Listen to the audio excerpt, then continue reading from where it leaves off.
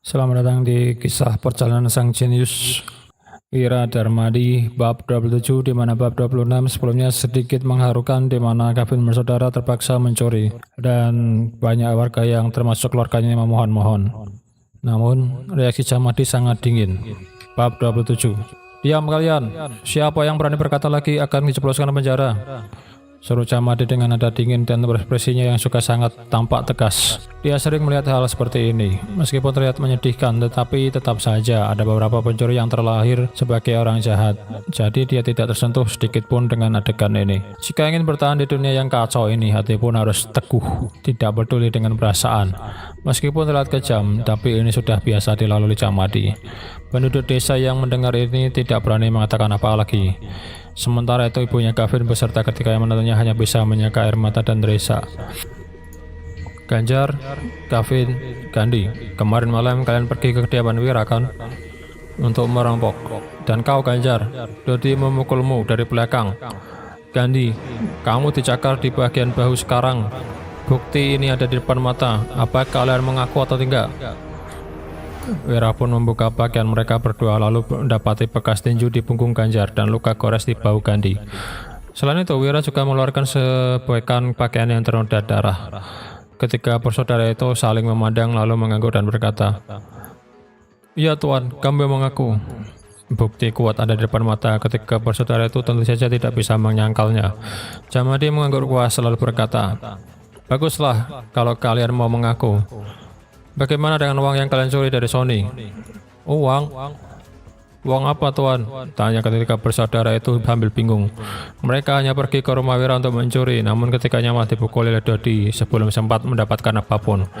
Ibunya Gavin dan ketika menantunya menyeka air mata lalu berkata, "Tuan, mereka sama sekali nggak dapat apa-apa. Ganjar bahkan pulang dalam keadaan terluka."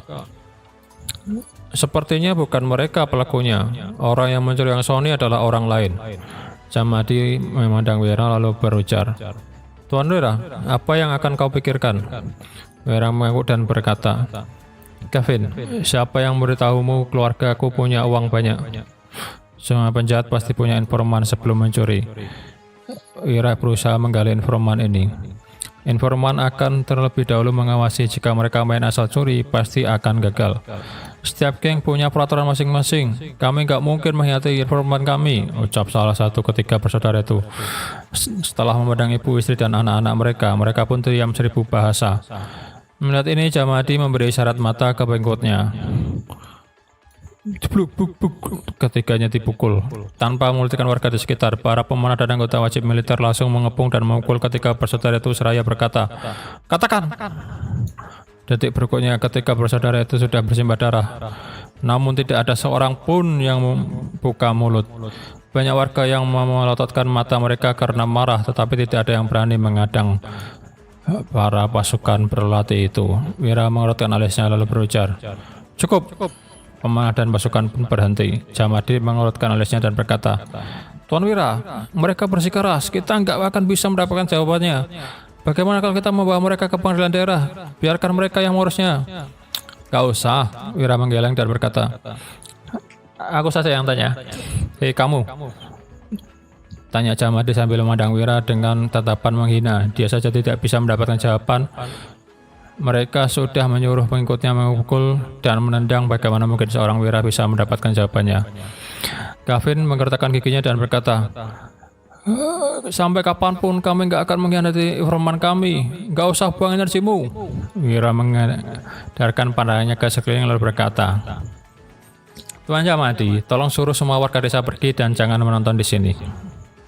Jamadi melihat sekeliling dengan galak, begitu juga dengan para pemanah dan anggota wajib militer yang dibawanya.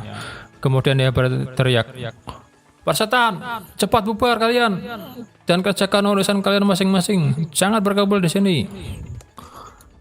Warga desa pun terpaksa bubar. Setelah itu Wira memandang ke arah ketiga bersaudara itu seraya bertanya, "Kalian nggak berani mengungkapkan identitas informan itu karena kalian takut waktu kalian di penjara informan itu akan menyusahkan keluarga kalian, bukan?" Gavin, Gandhi, dan Ganjar langsung terdiam. Ternyata itu adalah hal yang paling mereka khawatirkan. Wira yang melihat ekspresi mereka memejamkan mata dan berkata, "Kalau begitu, Apakah kalian pernah memikirkan bagaimana nasib ibu, istri, dan anak-anak kalian ketika kalian masuk penjara? Kalau kalian kekeh seperti ini, apa mereka akan memberi keluarga kalian uang makan selama kalian di penjara? Pikirkanlah.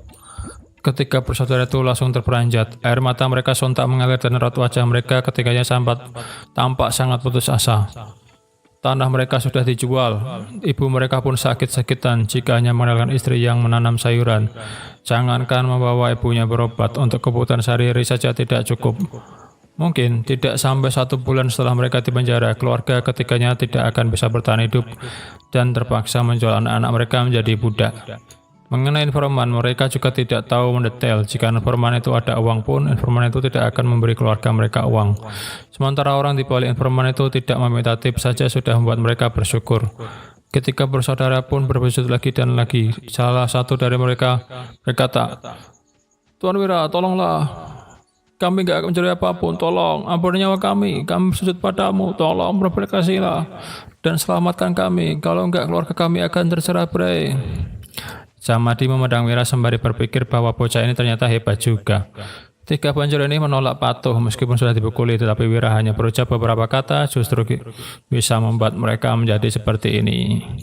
Tentu saja ini karena teknik psikologis, sebuah teknik interogasi dari masa depan. Daripada membuang energi untuk memukul-mukul, lebih baik menyerang langsung ke psikologis mereka. Wira pun melanjutkan dan menunggak seraya berkata, "Tuan Jamadi, aku sepertinya salah ingat. Kemarin malam bukan 3 orang deh yang merampok rumahku, tapi kayaknya 1 orang." Jamadi yang mendengar ini pun tidak bisa menahan diri untuk tidak memasang sikap tegas. Dia berkata, "Tuan Wira, jelas-jelas mereka bertiga pelakunya. Kenapa sekarang malah bilang pencurinya 1 orang? Menangani kasus itu nggak seperti permainan. Aku ini nggak akan memihak siapapun." Namun Wira diam-diam malah menyodorkan 2000 gabah dan berkata dengan serius, "Benar-benar 1 orang kan Pak Jamadi? Kalau nggak percaya coba tanya Dodi yang mengusir pencuri itu." "Jelas-jelas," ucap Jamadi kebingungan sambil menerima uang itu. Ya, kisah 27 ini semakin intens ya. Bagaimana teknik dari Wira Darmadi dalam interogasi ternyata lebih efektif dari pukul-pukulan ala Jamadi. Dan ketika bersaudara itu pun akhirnya berlutut dan akhirnya menangis di depan Wira. Sampai jumpa di bab 28. Terima kasih sudah menonton.